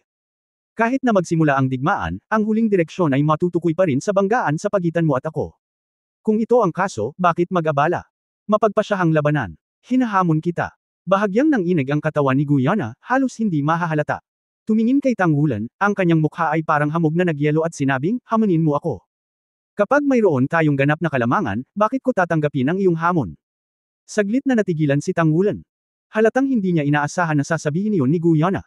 Nakatingin sa mabangis na hayop sa paligid ni Guyana, malamig na sinabi ni Tang Wulan, gusto kitang hamonin. Naniniwala akong walang makakapigil sa akin dito. Malamig na ngumuso si Guyana, talaga. Kung ganoon, maaari rin tayong sumugal. Pusta. Nagpakita ng pagtataka ang mga mata ni Tang Wulan. Ito ang unang pagkakataon na narinig niya ang salitang ito mula kay Guyana. Sa kanyang alaala, si Guyana ay hindi kailanman naging isang taong mahilig magsugal. Kahit medyo bored. Mahinahong sinabi ni Guyana, narinig mo na ang 5 kondisyon na inilagay ko lang. Bibigyan kita ng pagkakataon. Mag-isa kang lumahok, at magpapadala kami ng 3 round ng malalakas na manlalaro para makipaglaro laban sa iyo. Nanalo ka ng 1 round, at ang mga kondisyon ay maaaring bawasan ng 1. Lumiwanag ang mga mata ni Tang Wulan, 3 ikot. Kahit na umupo si Guyana sa huling round, mayroon siyang hindi bababa sa 2 pagkakataong manalo. Sa kanyang opinyon, bukod kay Guyana sa kabilang panig, walang makakapigil sa kanya. Hindi mo magagawa ito, Panginoon. Ito, nakuha. Sa sandaling magsalita si Ditian, isang Silver Dragon Claw ang bumaril sa kanya, direktang lumilipad sa kanyang paningin. Ang mga mata ng Silver Dragon King na si Guyana ay may prestihiyo, at malamig na sinabi, may nagtatanong pa ba sa aking desisyon? Agad na namumulaklak ang nakakatakot na pakiramdam ng mga Diyos, at lahat ng naroroon, maliban kay Tang Wulan, ay lumubog at nahulog ng 10 metro. Maging sina Daming at Erming ay walang kitaliwasan. Nagkatinginan sina Daming at Erming, at hindi nila maiwasang magpakita ng takot. Alam nilang lahat na napakalakas ni Guyana, maaaring naabot niya ang antas ng orihinal na antas ng Diyos, ngunit hindi nila inaasahan na magiging ganoon kalakas. Ito ay malinaw na hindi mababa sa lakas ng banal na kamalayan ng Abyss Sage sa simula. Malinaw, bilang Silver Dragon King, maaaring siya ay ganap na nagising. Marahil ito ay masusugpo sa isang tiyak na lawak, ngunit ang pagsupil na ito ay hindi kailanman magiging masyadong malakas. Baka may kakayahan pa siyang kumawala sa pagsupil sa eroplano. Si Guyana ay iba kay Molan. Bagamat si Molan ay isang pinuno ng tao, hindi niya mapapasya ang lahat. Ngunit si Guyana ang tunay na Diyos ng 10,000 hayop sa oras na ito, at ang kanyang desisyon ay katulad ng imperial na utos sa Soul Beast. Maraming beses na nagtanong si Ditian, at sa wakas ay sumabog si Guyana. Sa kanyang kakila-kilabot na cultivation base na malapit sa 1,000,000 taong gulang na Soul Beast, maaaring nasa itaas pa siya ni Chen Xinji, ngunit hindi niya naiwasan ang sampal ni Guyana at direktang kinuha. Ganito pa rin si Ditian, sinong maglalakas loob na tanungin ang mga salita nitong Silver Dragon Princess sa sandaling ito. Ang lahat ng mabangis na hayop ay tumahimik at yumuko ang kanilang mga ulo. Hindi nila akalain na magiging malambot si Guyana sa kanila. Ito ang kanilang tunay na pagbabalik ng Panginoon. Ang mukha ni Tang Wulan ay hindi nagbago sa anumang paraan, sumasang-ayon ako sa 3 hamon, magsimula ngayon. Mahinahong sinabi ni Guyana, ngayon lang. Ang kalaban mo sa unang round ay. Pagkasabi niyon, huminto siya, hindi tumitingin ang kanyang mga mata sa mabangis na halimaw sa tabi niya, ngunit sa kanyang tagiliran, ang Panginoon ng kaluluwa ng tao na kontrolado ang isip. Ye Xinglan, Yuan and Yahui, Xi, Shu Lizi, Le Zhengayo, Shu Xiaoyan, A Rong, Sima Jinchi.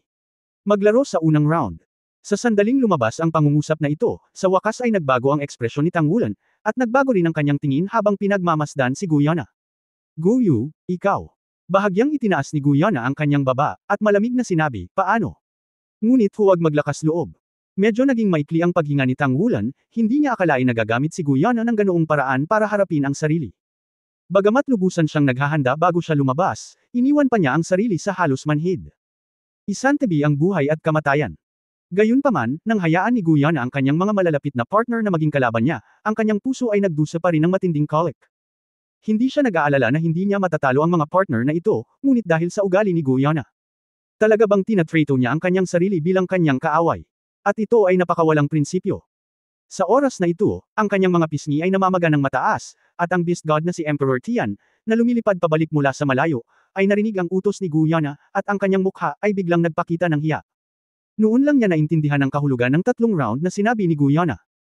Sa kanyang opinyon, walang alinlangang si Tang Wulan ang pinakamalaking hadlang sa pag-iisa ng mundo ng mga Soul Beast, kahit na si Guyana, na siyang Silver Dragon King, ay maaaring walang lakas na talunin siya. Pagkatapos ay ang 3 round ang magdedetermina ng resulta, gamitin muna ang unang 2 round para ubusin ang isang tiyak na halaga ng Tang Wulan, lalo na para makagambala sa kanyang isip. Pagkatapos, kapag nakipag-away muli si Guyana sa kanya, ang posibilidad na manalo ay walang alinlangan na mas malaki. Mataas. Ang lansihin na ito ay tiyak na isang obra maestra. Hanggat matatalo si Tang Wulan, kung handa ang Panginoon na pagsamahin siya at ganap na ibalik ang Dragon God, posibleng magtatag ng bagong God Realm na may Daoluo Continent bilang core, na kabilang lamang sa God Realm of Soul Beasts. Sa oras na iyon, hindi mahalaga kung mayroong anumang soul guidance device. Sa ilang sandali, hindi napigilan ni Ditian na masiraan ng loob. Tila inayos ng Panginoon ang lahat nang sa tingin niya ay may problema. Sa husay ng layout na ito, masasabi pang ang hinahabol nito ang si God na si Tang San. Hindi sa banggitin ng anumang bagay, ang tiyempo ng paglulunsad na ito lamang ay masasabing napakaganda, at agad na nakuha ang inisyatiba. Nakapila ang mga pamilyar na figure sa harap ni Tang Wulan. Sa pagtingin sa kanila, si Tang Wulan ay nakaramdam lamang ng pagkadurog ng puso. Medyo namutla ang kanyang mukha, nakatingin kay Guyana, okay, ayos ka lang. Walang ekspresyon pa rin si Guyana, malamig na nakatingin sa kanya, sige.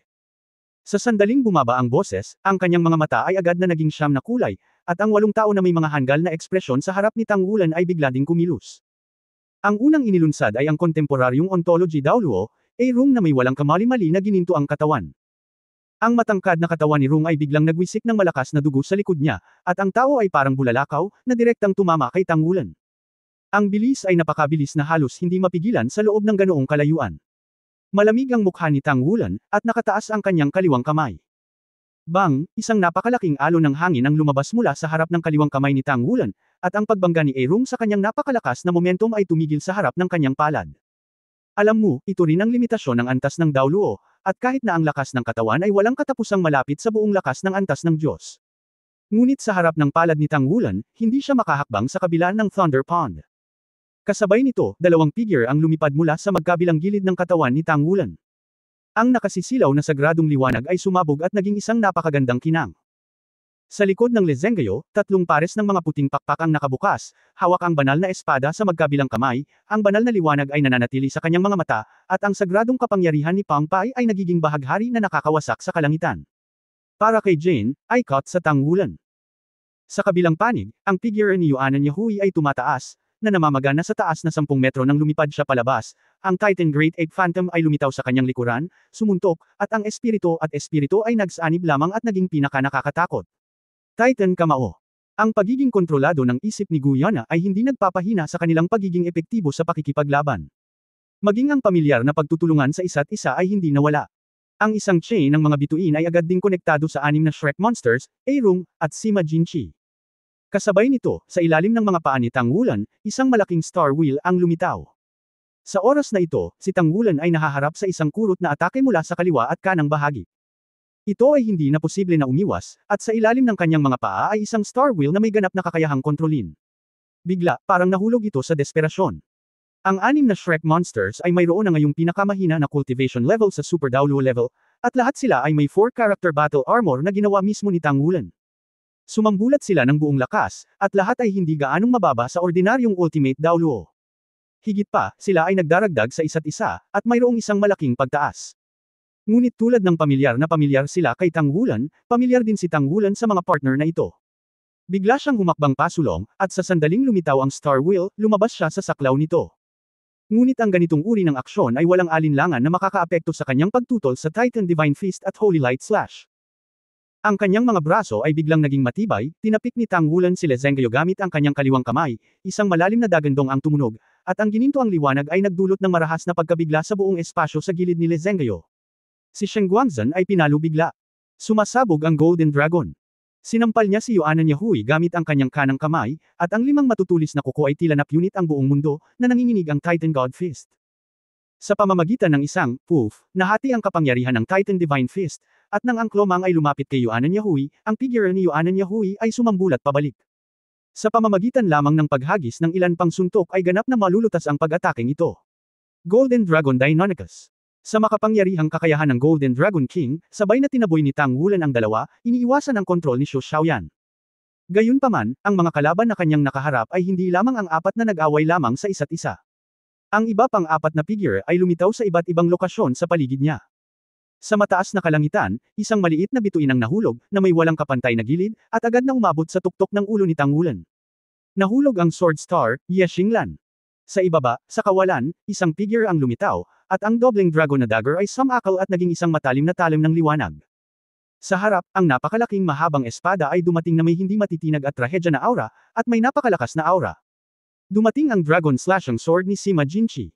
Sa likod, isang malaking bapor ang nabuksan at nilalamon ito patungo sa kanya. Ang tunay na katawan ni Xu Liziwan. 8-1, ito ay isang hindi patas na laro. Ang Beast God na si Emperor Tian, na tahimik na bumalik sa mabangis na Beast Camp, ay hindi maiwasang malungkot nang makita niya ang eksenang ito. Kung binago niya ang kanyang posisyon sa Tangwulan, magagawa ba niyang labanan ito? Kung ito ay kapag ang mga tao ay walang battle armor, maaaring posible ito. Ngunit ang 4-character battle armor ay masyadong malakas para sa mga Spirit Masters, na nagpapahintulot sa bawat isa sa kanila na magkaroon ng level na malapit sa limitasyon. Kung tungkol sa mga espiritong hayop, hindi nila alam kung ano ang sandata ng labanan. Masyadong mabilis ang pag-unlad ng tao. Kung hindi mula sa panig ng espiritu upang kontrolin ang makapangyarihang mga Panginoong espiritu na ito, umaasa lamang sa mga espiritong hayop na ito sa 10,000 Beast platform, talagang hindi sila makakalaban ng mga tao. Natatakot ako na ang Shrek Academy at Tang Sect lamang ay sapat na para mahulog sila sa buhangin. Sa oras na ito, hindi na nakaramdam ng kawalang kasiyahan si Ditian kay Guyana. Sumilip siya sa Silver Dragon King. Walang alinlangan, ang kasalukuyang kaayusan ni Guyana ay ang pinakamahusay na. Kung hindi dahil sa Panginoong ito, hindi man lang sila magkakaroon ng ganitong pagkakataon. Ngayon lang ako umaasa na magiging maganda ang resulta. Lubos niyang nakilala ang 5 kondisyon na iniharap ni Guyana, at sa pamamagitan lamang ng pagpayag sa lipunan ng tao na magregress ng malaki ang kanilang mga kaluluwang hayop ay magkakaroon ng mas malawak na lugar ng tirahan. Kahit na sa kanyang opinyon, ang mas mahusay na pagpipilian ay dapat na pumatay ng mas maraming tao at bawasan ang bilang ng mga tao sa isang malaking lawak. Kung hindi, ang kasalukuyang mga tao ay masyadong malikhain, at ang bilang ng mga kaluluwang hayop ay limitado pagkatapos ng lahat. Hindi alam kung ilang taon ang aabutin upang maibalik sa sukat ng sinaunang panahon. Kung ang mga tao ay may anumang maliliit na aksyon sa dilim, halimbawa, muling lumikha ng isang pag-iral na katulad ng isang nakapirming nakamount na soul-guided cannonball sa antas ng pagpatay sa Diyos, ang banta sa kanila ay magiging napakalaki. Lumilitaw ngayon na ang mga tao ay hindi sisang-ayon sa mga kondisyong iyon. Kung maaari mong samantalahin ang sitwasyon upang lipulin ang lahat ng tao, ito ang magiging pinakamahusay na resulta. Ang pinakamahalaga sa mga ito ay ang talunin si Tang Wulan.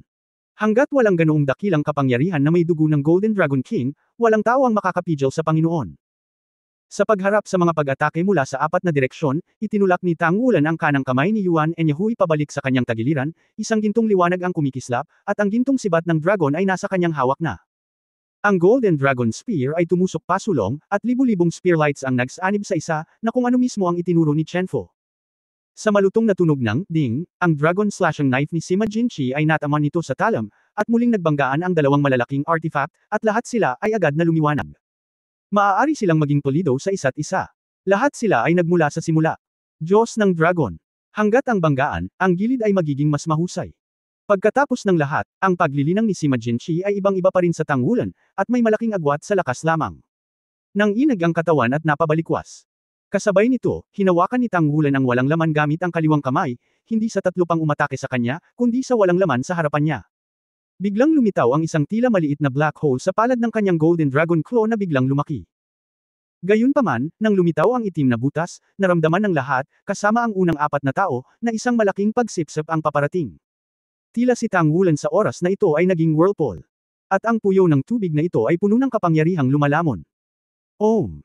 Ang Sword Star na nahuhulog sa kalangitan ay lumihis mula sa orihinal na tilapon, at ang dobleng dragon na dagger na tumataas mula sa ibaba ay kumalas din.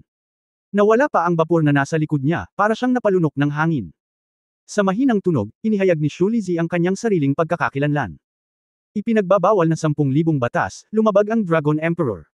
Pagkatapos ng sunod-sunod na labanan at patuloy na pagtitimpi, ang ipinagbabawal na batas ng Dragon Emperor ni Tang Wulan ay nagmature na. Tanging ang Dragon Emperor ang bumasag sa pagkubkob sa 3 pa.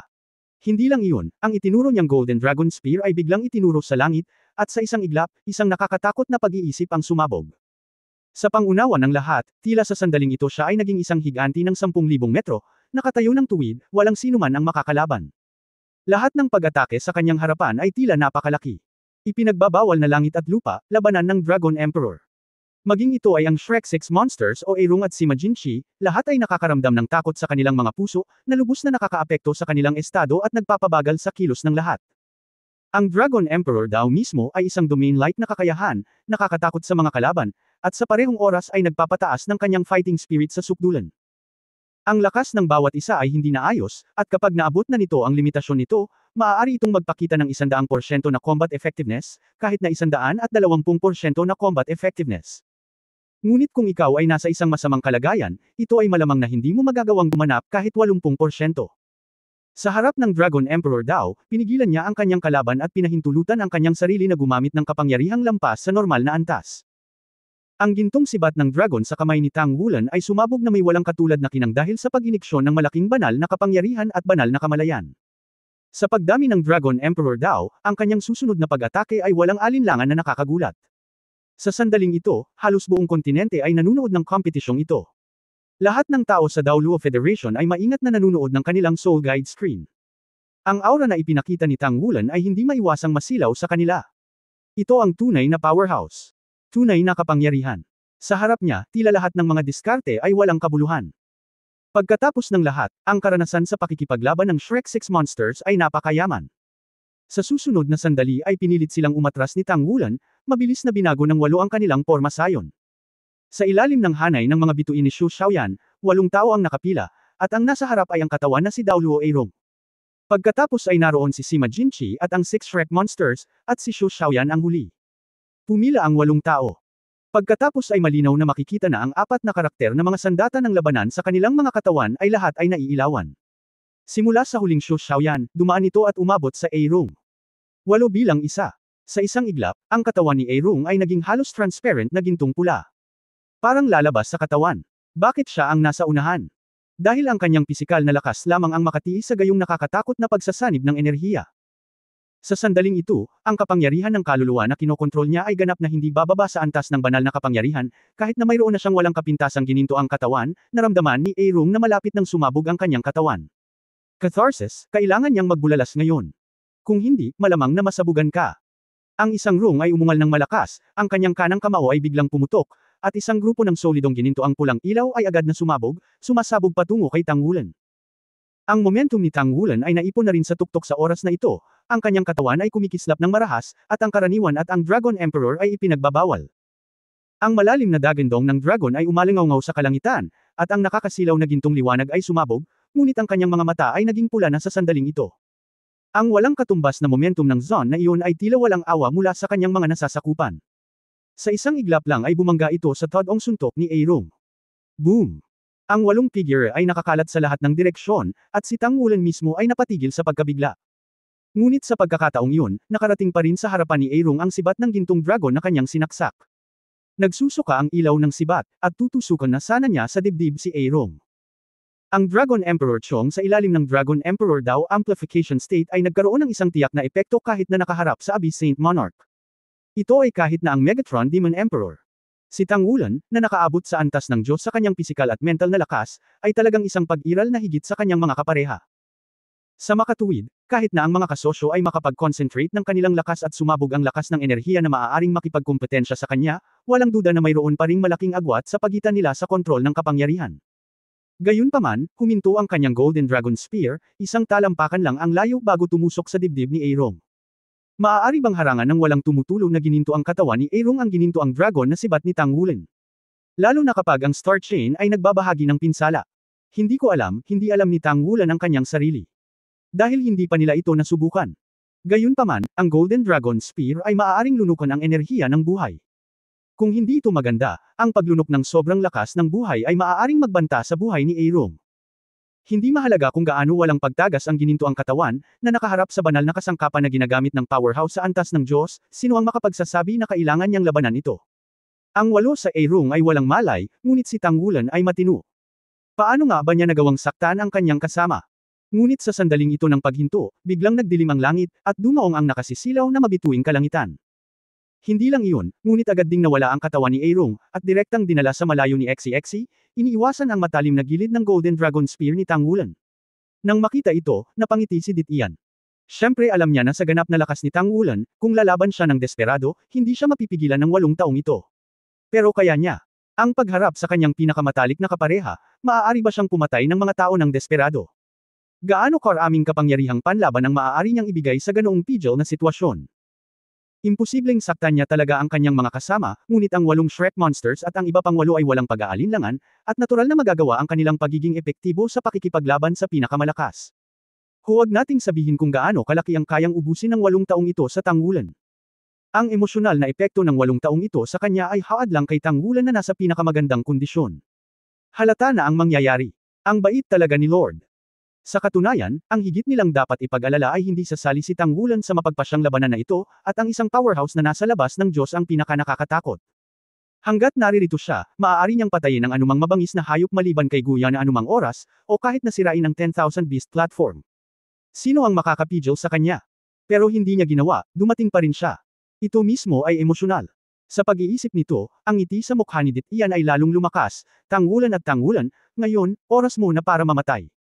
Bumaba ang nakasisilaw na starry sky field, at ang mga starlight ay bumaba mula sa langit, halos bumaril patungo sa Tang Wulan. Isang liwanag ng bituin ang bumagsak kay Tang Wulan, at ang kanyang katawan ay natural na huminto ng ilang sandali, nang walang partikular na mahabang panahon. Pagkatapos ng lahat, siya ay nasa antas ng Diyos, at ang ganap na kontrol ng nakasisilaw na mabituing kalangitan ay pangunahing tumutukoy sa mas mababa sa antas ng Diyos. Sa antas ng Diyos, ang sitwasyon ng pagiging kontrolado ay mas mahina. Kung si Tang Wulan ay may posisyon ng paninirang puri, hindi man lang siya makokontrol. Unfortunately, wala pa siya. Sa makatuwid, ang isang liwanag ng bituin na bumabagsak sa kanya ay maaari lamang tumigil sa kanya sa isang sandali. Ngunit kahit na ang ganoong sandali ay sapat na upang ang kakayahan ni Tang Wulan ay hindi magamit ng tuloy-tuloy. Sa paglabas ng domain, agad na naging core ng team si Xu Xiaoyan. Ang kanyang nakasisilaw na Starry Sky Realm ay hindi na isang purong wa na tunay na katawan, ngunit pinagsama sa kanyang sariling 4-character battle armor, na may malaking pagtaas ng improvement. Ito ay isang 4-character battle armor na pinasadya ni Tang Wulan para sa kanya, para ma-maximize ang kanyang kakayahang kontrolin ang kanyang unang pinakamalakas sa ilalim ng mabituing kalangitan. Kaya lang noong nililikan ni Tang Wulan ang battle armor na ito, hindi niya akalain na balang araw ang taong talagang kailangang harapin ang makapangyarihan at nagniningning na Starry Sky Field ay siya mismo. At hindi ba si Xu Xiaoyan lang ang naglabas ng domain? Kasabay ng paglabas ng nakasisilaw na mabituing kalangitan. Ang lahat sa mabituing kalangitan ay naging ilusyon at baluktot. Ang tila tunay at haka-haka na pakiramdam ay ginagawang hindi maramdaman ng mga tao ang pagbabago. Ang pinakamahalagang bagay ay ang lahat ng mga tao sa loob nito ay nawala sa ilusyon na ito. Kahit na umasa si Tang Wulan sa kanyang divine sense para mag-scan, hindi niya mahanap ang kanilang pag-iral. Kapag magkasama ang 6 na Shrek monsters, hindi sila kasing simple ng 1 + 1 = 2. Ang nakasisilaw na Starry Sky Domain ay nag-promote ng kakayahan ni Xu Xiaoyan sa sukdulan. Ang kadena ng bituin ay hindi lamang nagbabahagi ng kapangyarihan ng kaluluwa at magkasamang nagdadala ng pinsala, ngunit kahit na ang espiritual na kapangyarihan ay maaaring ibahagi sa isang tiyak na lawak. Ito ay umabot na rin sa antas na malapit sa banal na kamalayan. At ang illusory realm na iyon ay kay XEXE, na siyang space-time realm na ipinakita niya kasabay ng 4-character battle armor. Magkaroon ng malakas na kontrol sa oras at espasyo. Nang lumaban sina Tang Wulan at Guyan laban sa Saint Monarch of the Abyss, ang intensity ng enerhiya na ibinubuga ng tatlong powerhouse ay masyadong mataas. Upang ang Shrek 6 monsters at iba pang mga tao ay hindi makapagbigay ng kanilang lakas. Sa madaling salita, walang pagkakataon na maglaro. Ngunit sa sandaling ito ay para sa kanila upang ipakita ang lahat ng kanilang tunay na kapangyarihan sa pakikipaglaban. Sa pagbaluktot ng oras at espasyo, nahuhulog sa espiritual na kapangyarihan na hindi mababa sa banal na kamalayan. Naramdaman din ni Tang Wulan na ang kanyang paligid ay ilusyon at malabo. Imposibleng sabihin kung nasaan ang mga kasosyo. Kahit sa sandaling ito, lihim siyang nagulat sa kanyang puso. Naging makapangyarihan na pala ang mga kaibigan niya. At ito ay simula pa lamang. Kaagad pagkatapos, biglang naramdaman ni Tang Wulan ang paglubog ng kanyang mga paa, at isang malaking puwersa ng pagsipsip ang dumating. Upang maging tumpak, ito ay ang pagbabago ng grabidad. Ang kanyang sariling katawan ng Shanlong King ay maaari ding kontrolin ang gravity. Sa mga Shrek 7 Devils, ang isa pang may ganoong kakayahan ay natural na si Yuanan Yahui. Malinaw pa ring naalala ni Tang Wulan noong tinatalakay niya si Yuanan Yahui kung anong uri ng domain ang gagamitin sa battle armor. Pagkatapos mag-isip ng mabuti, nagpasya si Yuanan Yahui na itakda ang 4 na character na battle armor sa estado ng Titan Great Ape upang kontrolin ng gravity. Ang lakas ng 4-character battle armor sa bagay na ito ay nalampasan pa ang torso bow ni Tang Wulan ng Mountain Dragon King. Biglang nagsimulang ubusin ng mabigat na puwersa ng pagsipsip ang sariling supernatural na kapangyarihan ni Tang Wulan, at agad niyang hinimok ang katawan ng Mountain Dragon King na pigilan ang paghila ng grabidad. At palakas ng palakas ang pressure sa kanya. Ang malinaw na himno ay malakas at malinaw, at sa ilusyong espasyong ito, nagsimula ang mas malambing na pag-awit, at sa hitsura ng pag-awit, ang lahat sa paligid ay tila mas maliwanag. Isa-isang lumitaw ang mga ginintoang maliliit na anghel, naglalakbay sa oras at espasyo. Walang alinlangan, ito ay natural na kakayahan ni Le Zhenghao. Kaagad pagkatapos, sa ilalim ng maliliit na anghel, isang higanteng dragon ang lumitaw ng hindi inaasahan. Ang mga higanteng dragon na ito ay dumating sa anumang anyo, ngunit lahat sila ay masama. Ang bawat higanteng dragon ay puno ng masamang aura, nakabaligtaran ng maliit na anghel na nakatayo sa kanilang mga ulo. Siyempre, hindi ito tunay na dragon, ngunit isang kaluluwa ng dragon mula kay Sima Jinchi, isang marahas na wind sword na demonyo. Ang dragon slashing sword ay isang dragon sword. Hindi ko alam kung ilang dragon rebels na ang napatay habang nakatayo. Ang mga kaluluwa ng dragon na iniwan ng mga paghihimagsik na ito ay sasagutin ng dragon slashing sword, kaya unti-unti itong nagiging isang banal na sandata. Sa oras na ito, nang ilabas niya ang kanyang sariling domain, agad siyang naging bahagi ng kumukubkob na Tang Wulan. Ang liwanag ng bituin sa kalangitan ay naging mas maliwanag, at ang bawat bituin ay tila nakatitig kay Tang Wulan na parang isang mata. Ano ba talaga ito? Si Tang Wulan ay hindi pa nakaharap sa ganoong sitwasyon. Sa katunayan, ang hindi niya alam ay kung ano siya sa oras na ito ay isang malaking pormasayon na espesyal na sinaliksik ng Shrek 6 monsters at ginamit upang labanan ang malakas. Pagkatapos ng labanan sa Abyss Sovereign, napagtanto ng 6 Shrek monsters ang kanilang kakulangan sa lakas. Bagamat wala na ang kalaban, mayroon pa rin silang kabiguan at kawalang kasiyahan sa kanilang sarili. Nang nahaharap sa isang malakas na kaaway, hindi nila nagawang tulungan sina Tang Wulan at Guyana. Kung hindi dahil sa pagdating ng Diyos na Hari, isang mapanganib na sitwasyon na ang buong hukbo ay malilipol sa araw na iyon. Bagamat hindi kinakailangang magkaroon ng ganoong kalaban sa hinaharap, nagsimula na ang Daoluo Continent na pataasin ang kabuuang antas nito sa paglamon ng eroplano sa kailaliman. Upang mas mapabuti ang kanilang sarili, kapag magkasama silang nagsasanay tuwing karaniwang araw, iminungkahi pa rin ni Xu Xiaoyan na isagawa nila ang malaking hanay ng mga pagsasanay na ito. Ang individual na lakas ng bawat isa sa kanila ay medyo iba sa antas ng Diyos. Maging si Yuan and Yahui, na may pinakamataas na cultivation base, ay kakapasok lang sa level ng limit Daoluo. Gayunpaman, lahat sila ay nagtataglay ng 4 na karakter na panlaban na armor, at nagtataglay ng malaking suporta sa kapangyarihan ng espiritu na hindi taglay ng isang Spirit Master ng parehong antas. Halos magagarantiyahan ng 4 character battle armor ang kanilang patuloy na kakayahan sa pakikipaglaban sa high-intensity combat. Pagkatapos ng maingat na pag-iisip, nagsimula silang bumuo ng malaking hanay na ito. Sa simula, gustong anyayahan ni Xu Xiaoyan si Tang Wulan na lumahok. Ngunit kalaunan ay itinuring ng lahat na si Tang Wulan mismo ay isang god-level cultivation base, na ibang-iba sa lahat. Malaki ang posibilidad na hindi sila tunay na makapag-integrate, kaya't magsagawa muna tayo ng kanilang mga drills. Ito ang nangyari pagkatapos nilang bumalik. Si Dashen ay hindi pa partikular na mature. Ngunit nagsimula na itong magkaroon ng hugis. Dahil naghahanda sila para sa isang kolektibong kasal, ang lahat ay hindi nagkaroon ng oras upang mahanap si Tang Wulan upang subukan ang pormasayon. Ngunit walang nakaisip na sa ilalim ng ganoong eksena, haharapin niya talaga si Tang Wulan. Hayaan silang lumaban sa ganitong paraan. Ito ay ganap na hindi malay, ang pinakamahusay na paraan upang labanan na may isip nila pagkatapos makatagpo ng isang malakas na kaaway. Ang pang-aapi na dinala sa kanila ni Tang Wulan ay ang pinagmulan na nagbigay inspirasyon sa digmaang ito upang ipakita. Sa oras na ito ay talagang nakadisplay, at sa harap ng pressure na dinala sa kanila ni Tang Wulan, ang malaking pormasayon ay naging mas malambot. Ang mga patlang ng lahat ay pinagsama sa isa't isa, at ang gusali ay ganap na matagumpay. Ang hindi alam ng Shrek 6 monsters ay ang malaking formation na ito na nabuo ng domain ay may malaking epekto sa kinabukasan ng Soul Master World, at binago pa ang battle mode ng mga human Soul Master sa isang tiyak na lawak. Si Tang Wulan ay hindi kumilos ng padalos-dalos, at halos naging likas na sa kanya ang manatiling kalmado kapag nahaharap sa panganib. Ngunit nararamdaman din niya ang kapangyarihan ng mahusay na pormasayon na ito, at ito ay hindi nangangahulugang isang madaling gawain upang basagin ang mahusay na pormasayon na ito. Sa sandaling ito, ang malaking pormasayon ay karaniwang na-set up. Ang mga dragon na gumagala ay biglang tumalon, naging liwanag at anino, at dumiretso sa Tang Wulan. Kasabay nito, nagbago din ang gravity na kinokontrol sa katawan ni Tang Wulan. Biglang nawala, kaya naapektuhan ang gravity control na dala ng sariling Shanlong King torso bow ni Tang Wulan, na nagdulot ng ilang pagbabago sa balanse ng kanyang katawan. For more videos, click on the notification bell.